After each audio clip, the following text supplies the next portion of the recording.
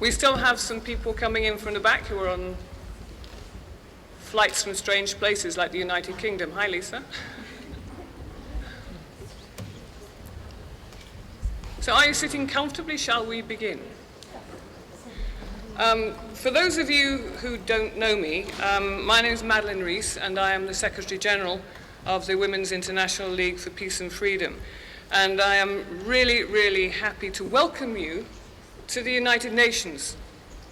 Ironic that a head of an NGO should welcome civil society people to the United Nations, you may think, but Women's International League for Peace and Freedom is the oldest women's peace organization in the world. The United Nations is 30 years younger than we are. And the Charter of the United Nations says, we, the people of the United Nations, that's us. So actually it's entirely appropriate that it's the head of a peace organization who invites you as peace, human rights activists to the building which hosts the United Nations. I want to start with a thank you, and that is a thank you to all of you for coming here.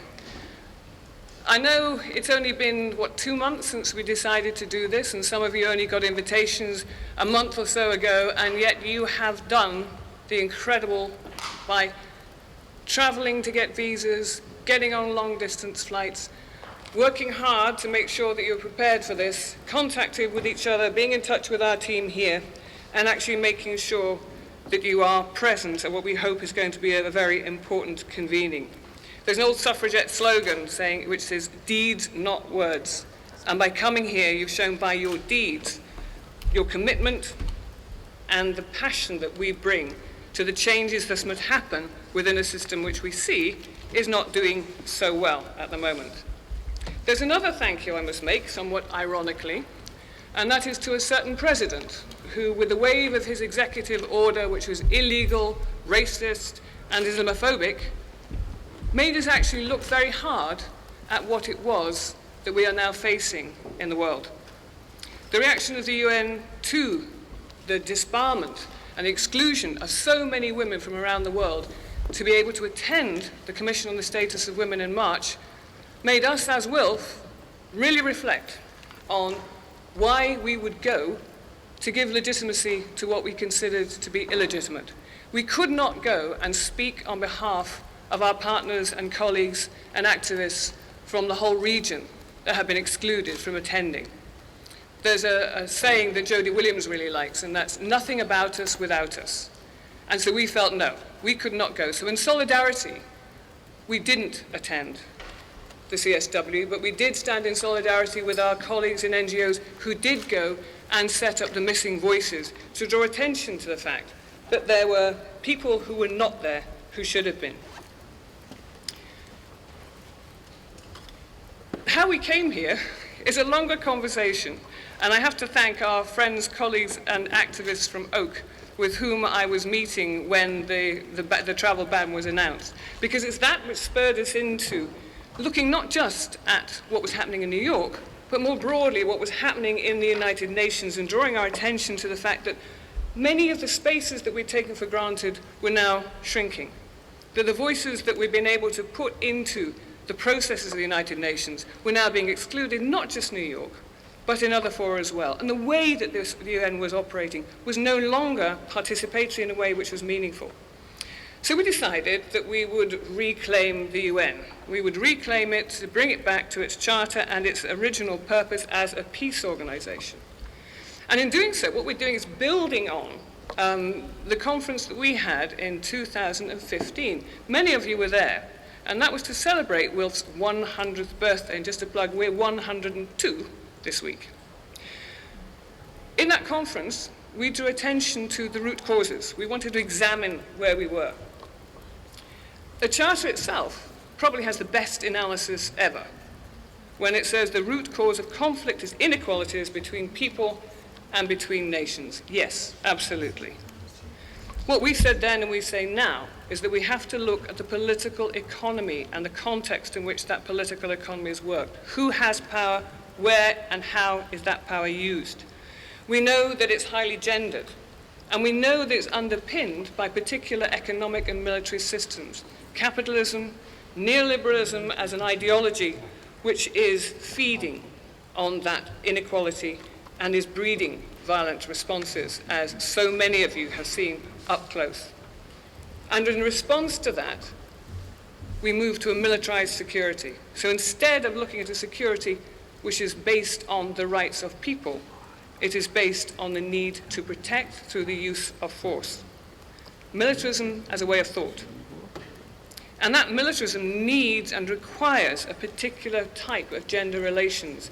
It needs to create a masculinity which is violent and prepared to undertake armed conflict.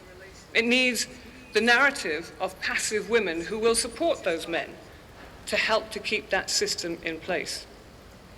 It leaves no space for that alternative narrative that you bring, that peace builders bring, that human rights activists bring to the table. And that militarized security depends and feeds off arms expenditure. We drew attention in our conference to the fact that we make a choice. Those trillions, the 1.6 trillion spent annually on arms, could have been diverted to actually pave through the realization, multiple times over, of the Millennium Development Goals. Now we're into the SDGs. How much of that money is going to be spent on the SDGs? Not looking so hot at the moment. So we have that choice, and it's not being made, and it's not being made on our behalf by those people who are leading our own countries, but also within the United Nations.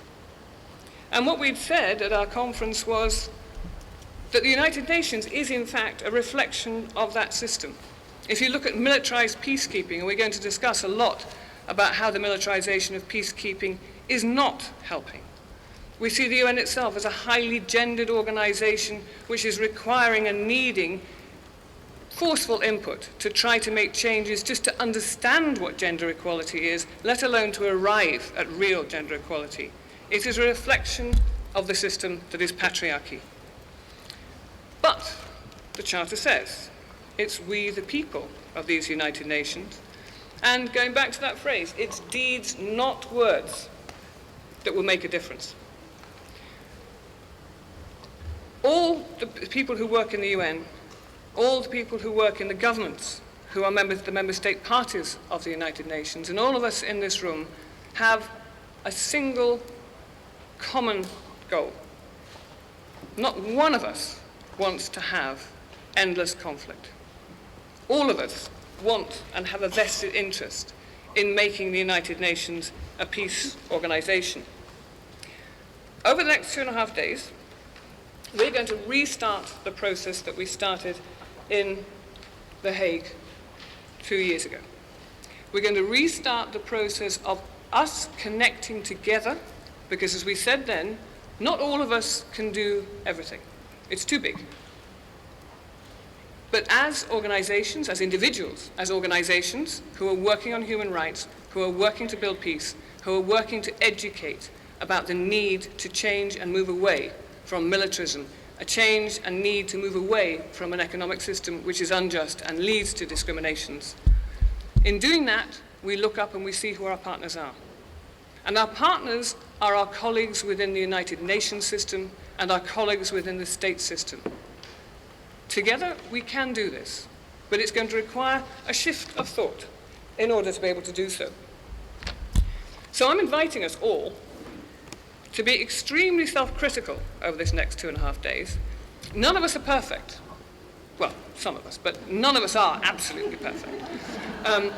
We need to be self-reflective as to what we do well, what we don't do well, when, as INGOs, we get in the way of activists who are coming from countries in conflict. How do we avoid that? What do we do about it? How do we work better with our UN colleagues? How do they work better with us? But in order to do that, we have to be brutally and totally honest. And that's the tone in which I want us to start this meeting, in order to be able to say, look at the problems, be objective about it, and then let us find the solutions. And so I make no apologies for having asked Hajer to come from Libya to really give us an emblematic case of everything that has gone wrong. Because only by analyzing our failures are we going to be able to get to the solutions that will bring a sustainable peace. So I'm really honored to be sharing a platform with Hajer Sharif, who is a feminist activist from Libya, known to many of you here, I think, who is going to explain what has happened in the Libyan context and why that is a snapshot of so many things that we need to be addressing. Thank you very much. Can you hear me? Perfect. Yeah. So for the translation, channel 2 is for English, channel 7 is for Arabic. Good morning. Maybe a louder response. Good morning. Thank you. I believe WILPF is one of the platforms where we keep saying we want to bring the movement back and we want to bring the activism back. Therefore, it's really great to start this meeting and kick off today with a very loud voice of all of us, at least saying good morning. Following up on what you said, of course, the international community supports for areas in conflict is greatly needed. However, the design of this support directly affects the power structure on ground. And therefore, a number of important questions are raised. Who gets this support? Who's invited to take part in the negotiations? And most importantly, who's identified as an important player on ground?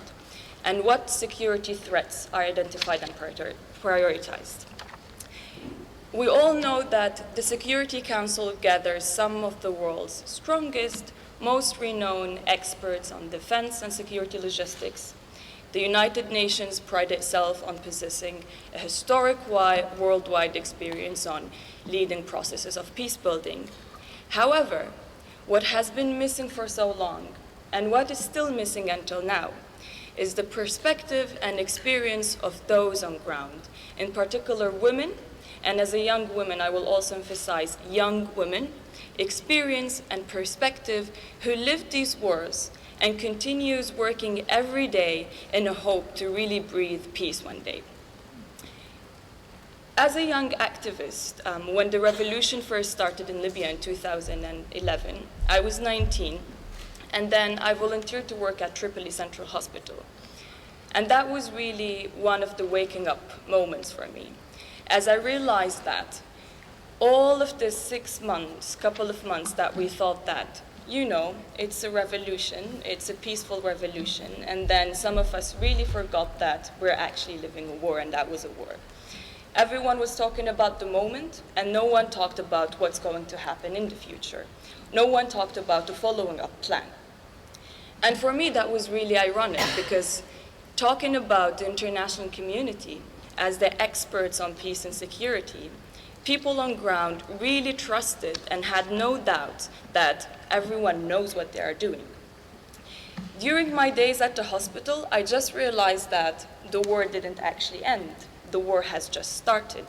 Because even though that for the outside community, it sounded that it's just a political conflict, but then the society embedded this conflict.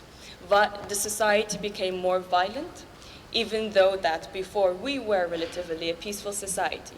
But the introduction of an extreme forms of violence really transferred the society to a way that it was really impossible to just for people to talk together or live together. And this is what we are seeing at the moment. On the following up after the revolution, most of the support from the international community that focused towards Libya, it really had this gap between focusing on building up the civil society, focusing on empowering women, the political participation of women, the participation of women in peace building, etc. But then there was this huge gap between the support that was happening on a political level and the support that was happening on ground. And therefore, all efforts, or the majority of the efforts of the civil society remained on ground, even though that there's no doubt that all of you knows the importance of women's participation in peace building, security, development, human rights, etc. I don't really need to emphasize this in such a platform. But what has been really missing is that including these voices and experiences in what we call the formal peace building processes.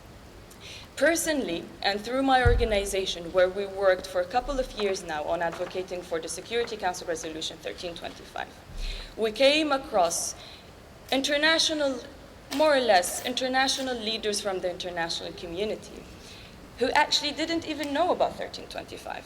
So we're talking about a local organization of women who really wanted to work on 1325, who took the effort to understand it and basically to articulate it in a language that the Security Council the security community understand.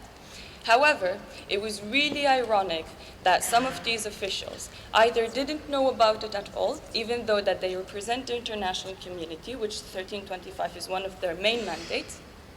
Some of them actually said, well, 1325 is nothing, for an example. Others, which was the most worst thing, is that they built their conclusions on stereotypes.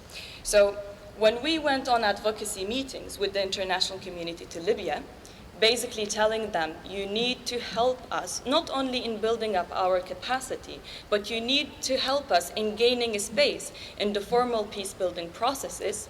Some said, yeah, but women's rights is an internal affair to Libya.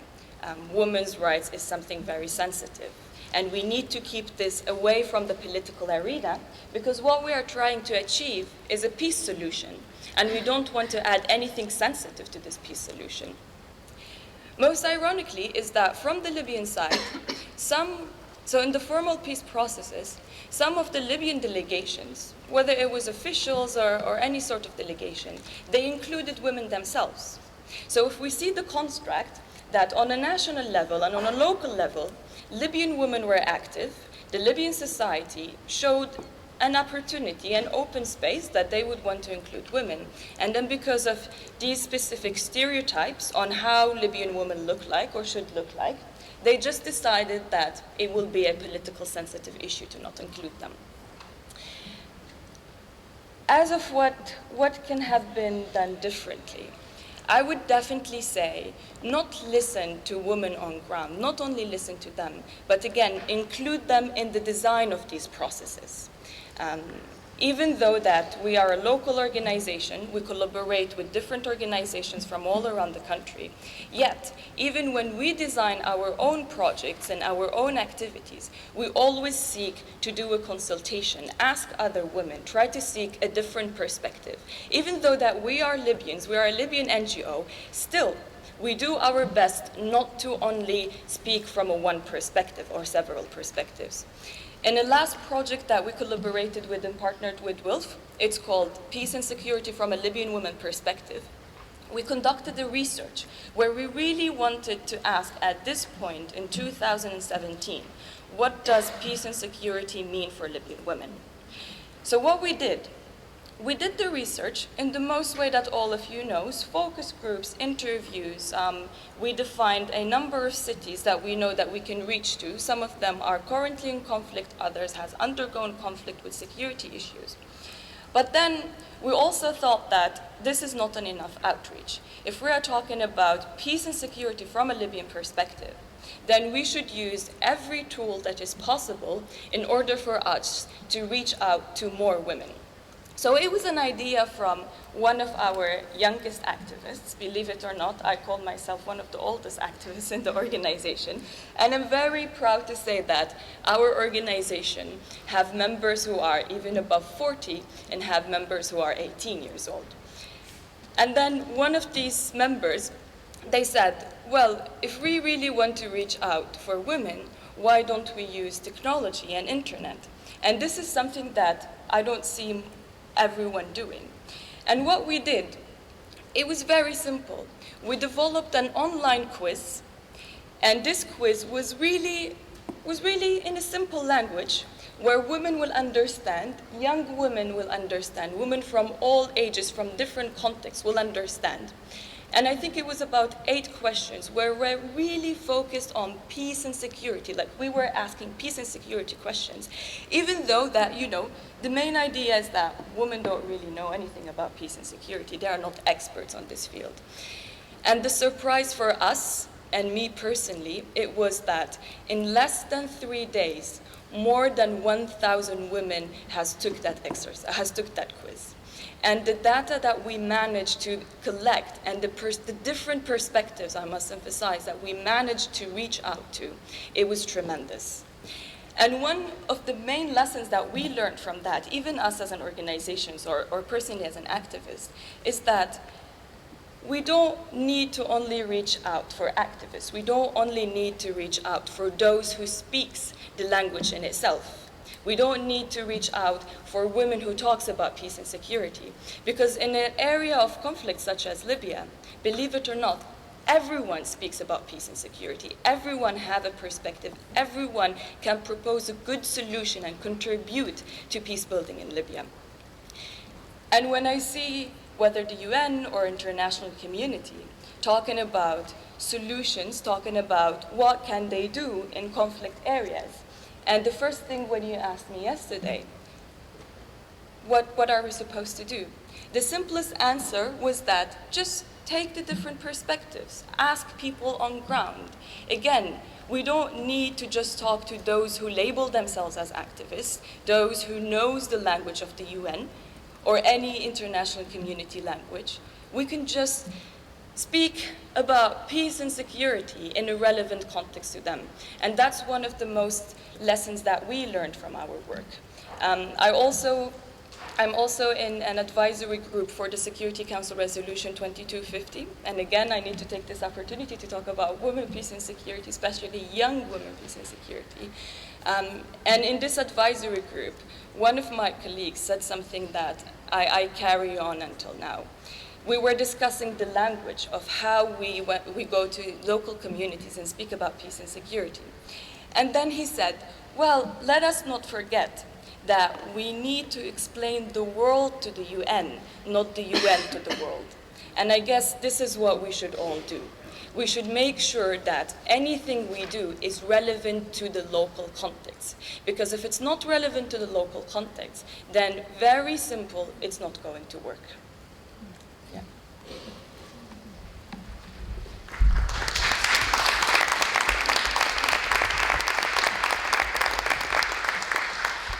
Can I just ask a follow-up? Is this on there? Yeah? No. Now? Yeah?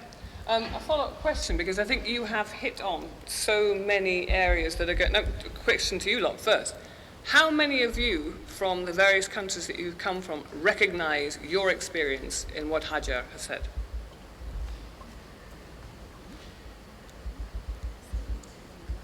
Right, that's quite a lot of people. Let the record reflect, a lot of people had this experience where you actually have a conflict which is simmering, which then becomes more violent, which is then divisive, and that women are then organizing and then excluded.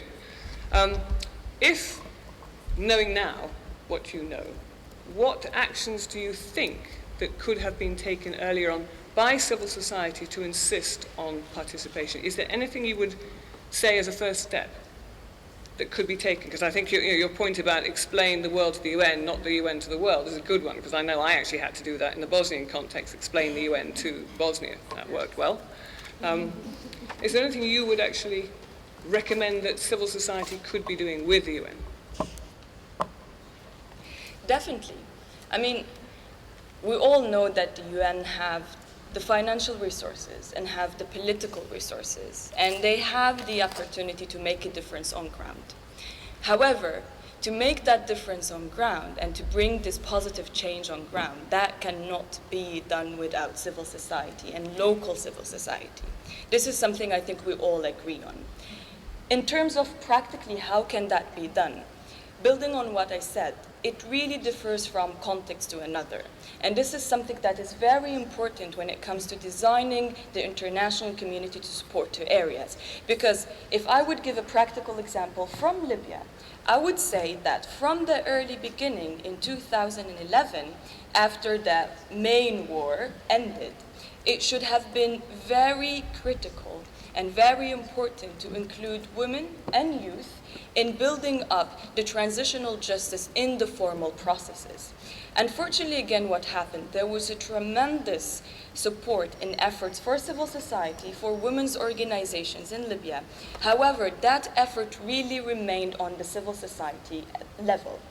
And I remember myself in many meetings with the international community when they are asking, okay, what kind of support you want? Apart from the financial support, we would say we need the political support, we need the diplomatic support, because it might not be easy for me to just go and knock on the room and enter a meeting between the Ministry of Interior and the Ministry of Defense, even though that they are talking about peace and security, which is something very relevant to our work.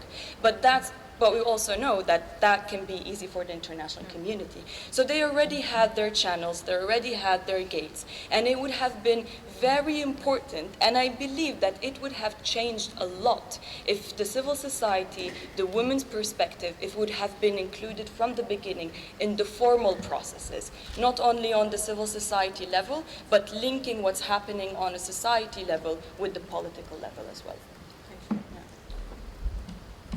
We're going to hear more on this discussion, I think, over the next 2 days, because essentially what we're looking at is how do we make the changes to the approach that's been taken towards peace by the United Nations through the various parts of the United Nations, from the Security Council resolutions, which will decide the mandate for how it's going to work in country, to the way the agencies then translate and work on their obligations flowing from either a UN mandate or from a technical cooperation.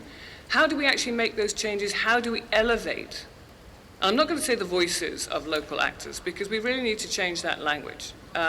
It's not top-down listening to, it's people driving the process, designing the programs, and getting the support that we need to be articulating. So we need to shift that emphasis. So I'm going to ask now Maria to come and explain how we're going to be doing this over the next 2.5 days. And then we will then start to dissect it and start pushing for the differences in thinking that we need to adopt. Maria.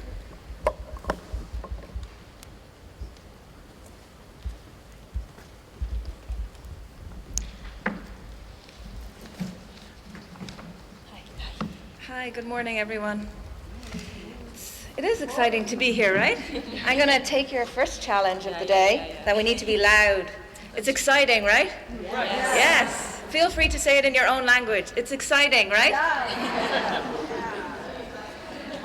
I have 2 jobs this morning. One is just to share some of the logistics of the flow of the conference and to set out the agenda. So I'll start with some reminders that we want to have an open and safe space to participate. We will be live streaming on Facebook. So if anyone has any security issues or protection issues, I would like you to go to the back table and speak with our communications manager who's waving her hand, Nina, and to make sure that we have covered that. There'll also be photographs and other images taken, and we want to make sure you feel safe. And we have, maybe we can do one more loud thing. Can we say hello to those joining us around the world on Facebook? And say it in your own language. I'm going to say it in Irish. Díogwit.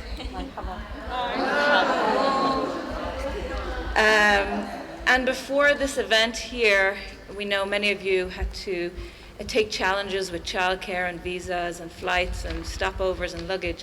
But also we had thousands of people participate through surveys and through tweetathons with AWID. And the response has been huge to how can we, the people, reclaim the UN. And all of that information is available on social media. And we encourage you to continue to amplifying and multiplying the voices on social media this week. There are hashtags that we have put kindly on the front of the program. So please, we encourage you to use those so they can multiply the messages around the world. As you've seen already, during the panel sessions, there will be time to participate in this space, and you press the button, you wait for it to turn green, and then you can speak through the microphone system so we can catch it for the interpreters and the live streaming. And I think that covers most of our basic reminders that we want a safe, respectful, and listening space here for the next 2 days in the UN and on day 3. The agenda, which has been opened by Madeleine and Hajer very profoundly, was set to really amplify the perspective and expertise at the local level, and you have already set that out very clearly for us this morning, and also to look at responsibilities. So the first session that will follow this will be on shared and collective responsibilities of different actors. And I think we can all already reflect in this room what are our own personal, organizational, and macro responsibilities. Then, after lunch, we will have a breakout session, which will be explained at 2 p.m. very precisely in this room. And we want to have as much time for you all to engage and participate with each other in small group settings. So therefore, we need you back here at 2 p.m. so Vanessa can share how we're going to organize that breakout groups under thematics and look at what participation means through a thematic lens. The afternoon and final session will be about sharing modalities. And I think Madeleine has already touched on the differences and the complexities of the multilateral system, but also where have been the lessons learned, the challenges and potential solutions for moving forward. To envisage this feminist future and feminist UN, we have to also start with where we are today. So what do we have? What are the modalities that we can change and we're already working with? But where is the vision and the bigger picture for going forward? So we're trying to bridge on this day one, the big vision picture of where we're going, but also where we are in the reality of the shrinking space we have today. Day two will be back in this room, and now you've already got your UN passes, so there's one thing that will be easier to get here. You have to come through the same entrance tomorrow, not the flag entrance. And we will talk about humanitarian space in the morning. Then we'll move through the spectrum of conflict and really look at prevention and root causes, through discussing feminist perspectives and feminist solutions on sustainable peace. It's going to be a powerful morning tomorrow, and will bring us into a very important session where we can bring our voices, recommendations, analysis, and perspectives to the UN through the dialogue process in the afternoon. We have left this open space, which really will be about us bringing our collective ideas and our individual ideas through the strategizing section at the end of day two. This 2 days has been preceded by many events. I've mentioned some already. But yesterday, there was a very special convening in Geneva of partners, friends, colleagues from the Middle East and North Africa. Laila, the WILPF Crisis Response Manager, is going to share with us the summary and outcome of that important meeting yesterday and bring collectively the analysis and summary to this forum. Thank you, Maria. Good morning. Thank you all for being here. I'm going... sorry. Is it not working? Yeah? No. Is it better now? Yes. Okay. Good morning.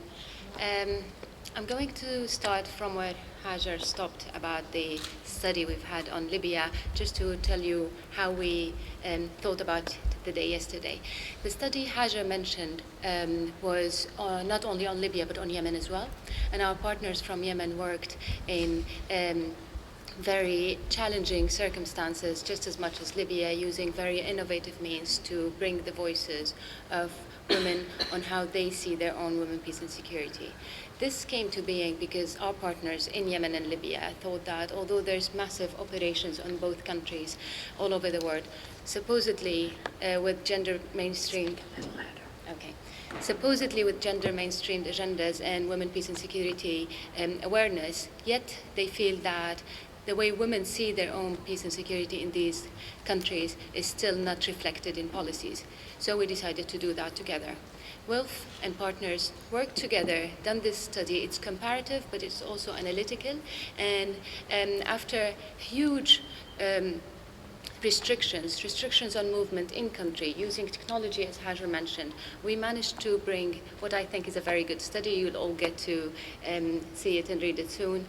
And when our partners overcame these restrictions and decided to take this outcome to one of the biggest international fora, the CSW, yet another restriction of their freedom of movement came to being, the travel ban.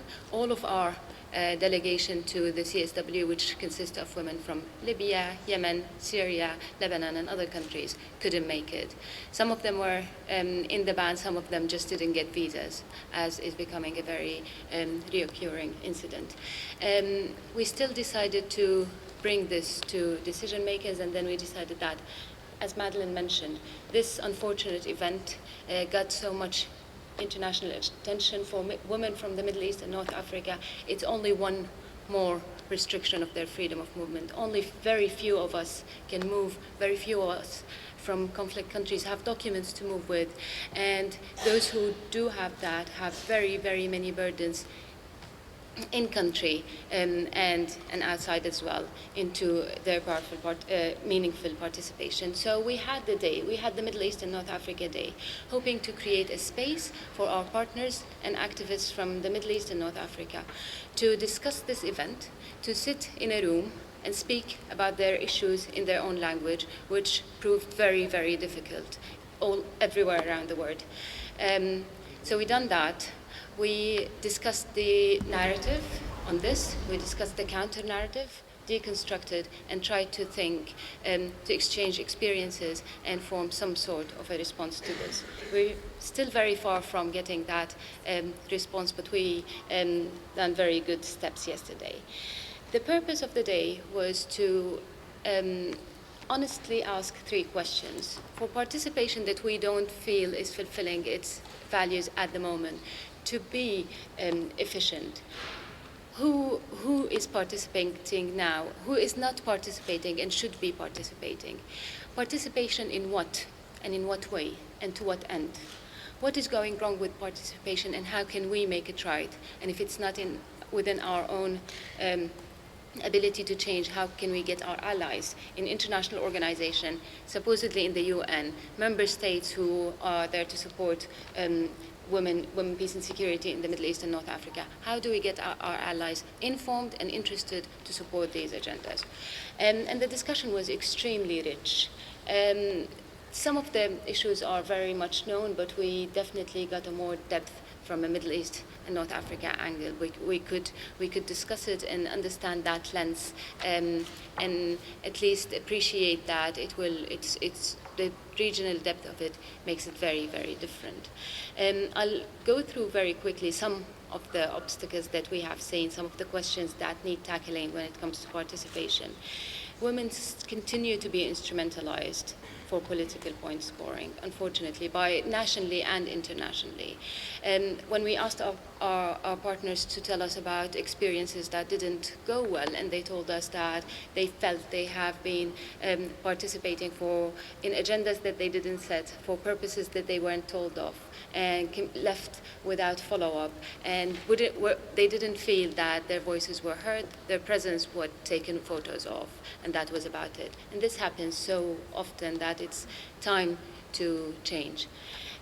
Another issue was coming from the agendas and who's setting the agendas and why they're being set. That goes to political participation. Our partner from Iraq shared that they have actually managed to get a quota into the parliament that didn't work in terms of bringing women's voices. It's an electoral system and a political system left those into the parliament without the ability to bring the voices of women. So some of our very good tools are being failed by bigger systems, and it's these very systems that we need to change.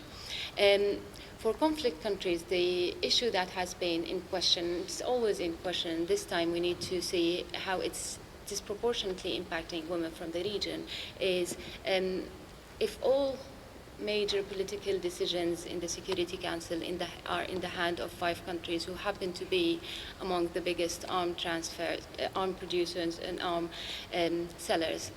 Things seem to be endless for women in the region. There need to be a real interest in peace. There need to be new actors who have the power to break this structure and hierarchy that's leaving them in an ongoing conflict, feeding into the economy of war. And when every other economy in the country is based on aid, that is also mainly managed by agencies, by big agencies, sometimes by big INGOs, which our partners felt that their agency is not being taken into consideration. A few example is for those of our partners who are service providers and who provide services to their communities, they have been reduced to beneficiaries. This is the word they use. They have been reduced to beneficiaries of this big hierarchy of humanitarian aid, instead of actually them knowing their communities, them setting the strategies, the plans, and implementing them and monitoring them. They are just the very last part of this cycle when they should be setting it, and it's clearly not working. The other issue, and it's an issue we have observed over the years, is the organizations in conflict countries with a feminist agenda are facing so many burdens and so many issues, and their survival is at risk. And if we lost these organizations, we will lose the feminist agenda in the entire local system. We need them to survive. And for them to survive, we need to challenge the programmatic funding. We need to challenge the limitation of funding, the fact that women organizations don't have the time to think, that women leaders are so busy writing proposals and reporting on projects as short as 4 months. That leaves them without the space to be able to bring this feminist agenda, not only to the humanitarian field, but also to governance, to human rights, and to building countries that has been destroyed by war. I want to thank our partners who couldn't be here. Unfortunately, thanks to the Swiss government helped with the visas, some still didn't get their visas. So I want to thank them if they're watching us. I want to thank our partners who had to go to another country to acquire a visa with a broken foot. So sorry about that, and thank you. And I also want to thank all of you for wanting to hear about the issues of our partners, for wanting to involve them in the building of their countries. The last thing I want to say is we started yesterday by asking our partners, what is the one bit of your work that you don't want to be doing in 10 years? And I encourage all of you to think about that. And I'll share with you very few things they said. They said that in 10 years, some of the things they're working on now and they don't want to be doing anymore is fighting for younger feminists to have a space in the movement, fighting for peace, explaining their privilege, fighting the stigma of feminism. Those who run shelters would like those shelters for women, survivors of violence, want these shelters to no longer exist. And they're hoping that streets would be safe places for women. And some of our partners would like to see more men doing what we do now. So thank you. Thank you, Laila.